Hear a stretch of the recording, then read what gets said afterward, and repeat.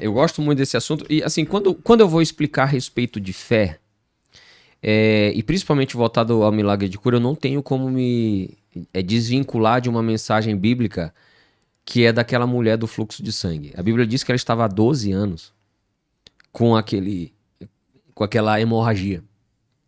12 anos. Se você observar o texto, o texto da história, onde que ele começa? Jesus tinha ido para o outro lado do Mar da Galileia para libertar o gadareno. Jesus liberta o gadareno e volta. Quando Jesus chega que desce do barco, Jairo está esperando Jesus. Jairo, um dos caras lá da liderança religiosa da época. Jairo vai pedir socorro para Jesus porque a filha dele, de 12 anos, estava doente, quase morrendo em casa. Jesus olha para ele e fala assim: eu vou na tua casa. Jesus se admira com a posição, com a posição dele, se admira com a decisão dele. E porque pra você ter uma ideia, esse pessoal, Jairo era da turma que falava que Jesus expulsava demônios pelo poder de Beelzebul, que Jesus tinha capeta. Jesus olha para ele e fala assim: eu vou na tua casa. Jesus começa a ir com Jairo para a casa dele. No meio do caminho, aquela mulher cruza o caminho de Jesus. E aí a história daquela mulher... Vamos pensar um pouquinho. Naquela época, imagina assim, uma mulher, uma menina, né, jovem lá, com seus 14 anos naquela época, acredito. Hoje, por causa da questão alimentar, tá tudo mais precoce. Então você vê meninas chegando nas regras, menstruando aí com 10 anos de idade. Né, crianças aí com 10, 9 anos. Outro dia vi um caso numa reportagem lá no Instagram que apareceu para mim lá.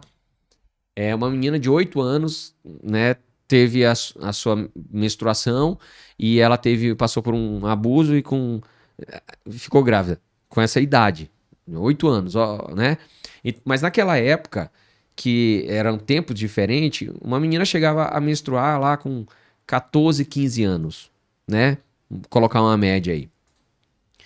E como é que funcionava? A primeira menstruação da menina, a menina era colocada pro lado de fora da cidade, em uma outra casa, onde tinha um pessoal que cuidava delas, das meninas na primeira menstruação.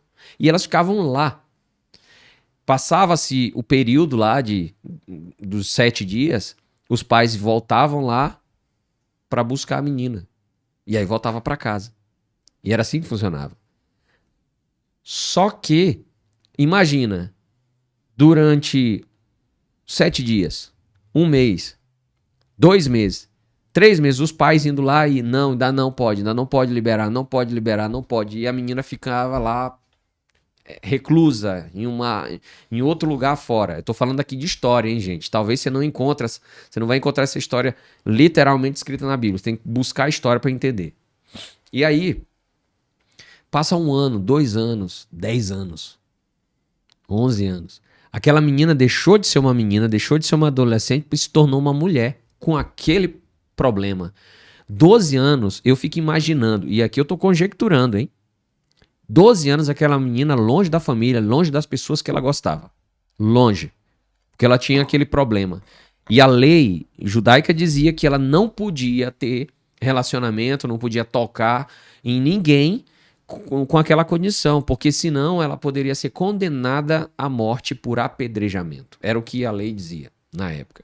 Então ela ficava lá. Eu fico imaginando ela todo esse tempo ali longe da família, longe das pessoas que ela amava, sem poder ter relacionamento. Ela chegando ao ponto extremo de dizer, não, agora eu vou ter que resolver. E aí ela ouviu falar que Jesus estaria passando por ali. E aí é o que ela pensa. Se somente eu tocar em suas vestes, eu serei curada. Eu vou ter com esse homem. E se somente eu tocar em suas vestes, eu vou ser curada. Pergunta que eu faço para o senhor. Será que aquela mulher, olhando o contexto do que eu acabei de contar, da história, e olhando para o texto bíblico, aquela mulher, ela queria ser curada? Queria. Queria. Queria. Mas só ela querer, lá onde ela estava, a deixaria curada? A tornaria curada? Não. Não.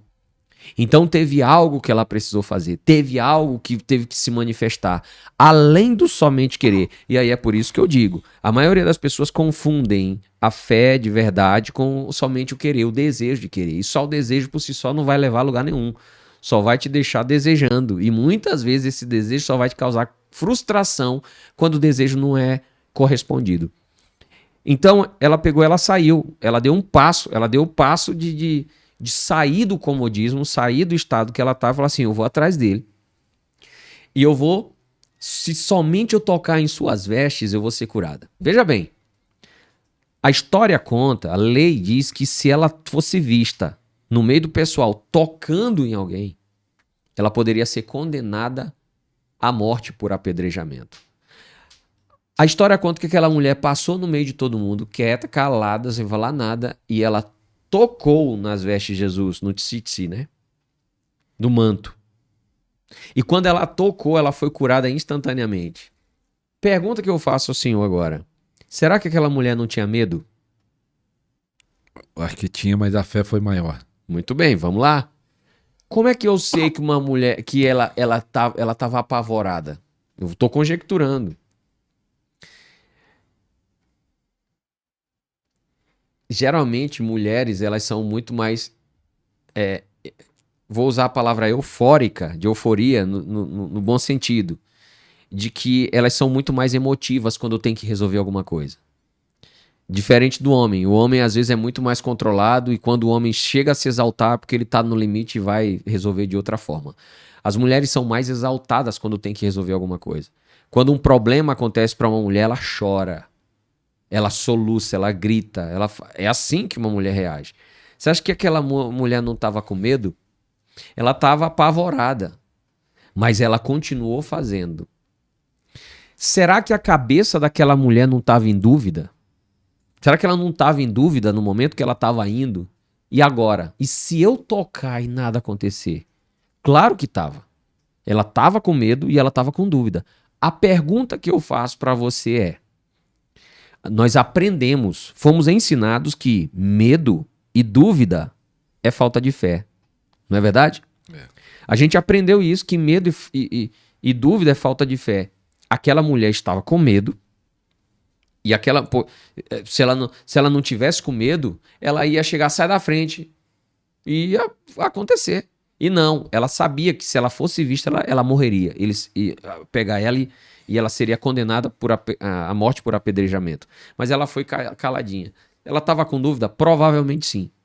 Não tenho, não estava no pensamento dela, mas eu posso afirmar aqui, conjecturar que ela estava com dúvida. E se eu tocar e nada acontecer? E agora? Só que nenhum desses sentimentos, nem o sentimento do medo e nem o sentimento da dúvida, foi suficiente para parar ela, porque ela estava se movimentando.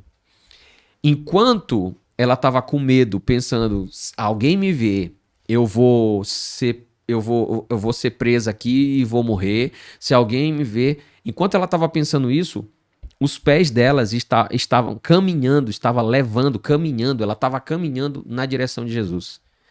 Aonde estava a fé daquela mulher naquele momento?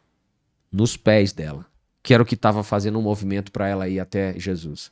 Ela chega diante de Jesus e ela estava pensando, é agora, se eu tocar e não for curado, olha um monte de dúvida, é agora. E ela estende a mão e toca nele. Onde estava a fé daquela mulher naquele momento? Nas mãos, quando ela estende. E aí ela tocou e foi curada.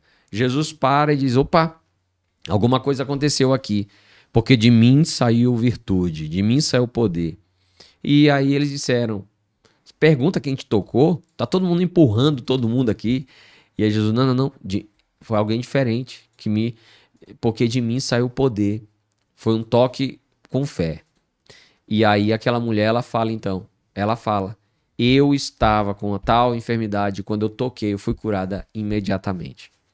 E aí Jesus olha para ela e fala assim, vai, pois a tua fé. Olha só o que Jesus fala. Então, não existe fé sem uma ação. Por isso que a palavra de Deus diz que a fé sem obras é morta. Não existe fé sem uma ação. Não existe fé sem um movimento. Não existe fé sem que ela te coloque para fora do teu estado de conforto. Então, a gente enfrenta isso direto, né? Por exemplo, nós estamos vivendo uma era do WhatsApp, a era digital. Todos os dias eu recebo centenas, o WhatsApp pelo menos uma vez por semana. Nós temos 7 WhatsApps no ministério para dar suporte para todo mundo, para os alunos, para os pastores, para as pessoas que entram em contato, para quando a gente faz divulgação de eventos online, por aí vai. São 7 WhatsApp que nós temos, e pelo menos uma vez por semana, um deles a gente tem que formatar o celular, porque não aguenta o tanto de mensagem que chega todos os dias. Mas a gente recebe, às vezes, mensagem, por exemplo, hoje nós estamos aqui, qual é o nome desse bairro aqui? É Penha, né? Penha. Nós estamos na Penha. Eu tô a 30 minutos de Guarulhos. Às vezes, alguém fala assim, eu preciso, você poderia orar por mim? Por cura? Não existe distância em oração. Não existe fronteira para oração. Assim como Deus. Ele está aqui conosco. E eu sinto a presença de Deus aqui. Deus está lá em Guarulhos. Está na rua aqui de trás. Sabe? Se tem um coração submisso a Ele, o Senhor está lá. E aí fala assim, e aí minha equipe responde, olha, nós teremos um culto tal dia, amanhã, em tal lugar, fica a 20 minutos da sua casa. Vai lá pro apóstolo orar por você. Porque nós somos limitados, eu sou limitado, você é limitado. A gente não tem como atender. Você teria como atender e orar por 1000 pessoas pelo WhatsApp todo dia? Não tem, é impossível isso. E aí fala, olha, ele vai estar lá, vai lá. E a gente divulga. Aí, às vezes, a resposta é, muito obrigado, não vou poder estar. Aí falou, mas por que você tem alguma deficiência, não consegue ir? O que a gente, às vezes, até se oferece para mandar e buscar, sabe? Um carro e buscar e tal. Não, porque eu tô querendo a oração, mas eu não quero ir lá, não. Fala se uma pessoa dessa teria fé realmente para manifestar o milagre. Entende? Entendo. Então, assim, não existe uma fé sem que essa fé te coloque num estado de confronto, de sair do estado de inércia que você tá. Então, começa por aí. Então, como é que a gente pode ter fé? A fé, ela é você se permitir não criar desculpas para você mesmo. E como é que a gente cria desculpa para nós mesmos? Você tem fé? Tenho fé, mas... E o problema tá exatamente nesse mas. Tá nesse mas... E aí esse mas, geralmente é uma desculpa que a gente cria para nós mesmos para tentar justificar o Senhor que a nossa fé não está no limite. Desculpas, falando de desculpas... Outro dia eu vi uma pessoa falando assim pra mim, eu tenho fé pra Deus me curar.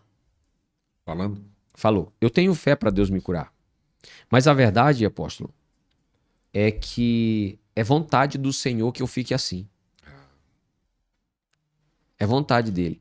Aí eu pergunto assim, mas você ora pra ser curado? Sozinho? Lá você ora?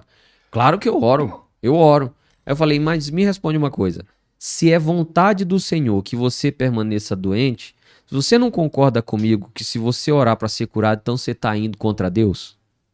Aí a pessoa para e fica bugada. Fala assim, para você ver como não tem fundamento que você está falando. A vontade de Deus é nos curar. Quando o leproso chega diante de Jesus, ele fala assim, Senhor, se tu quiseres, tu pode me curar. A Bíblia diz, Jesus estende a mão, toca nele e diz assim, eu quero, seja limpo. E a Bíblia diz que a vontade de Deus Pai está expressa em Jesus, que é o Deus Filho.